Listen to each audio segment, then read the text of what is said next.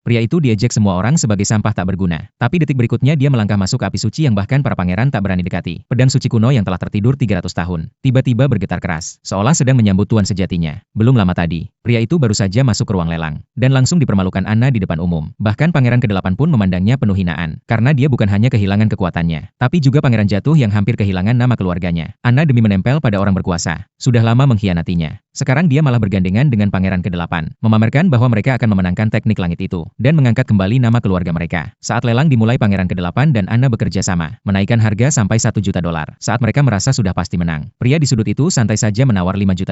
Semua orang terkejut tak percaya. Apa dia benar punya uang sebanyak itu? Anna langsung berdiri dan memarahinya. Katanya dia cuma sampah, mana mungkin mampu menyaingi mereka. Dia cuek sama sekali pada hinaan, lalu menaikkan harga menjadi $7 juta.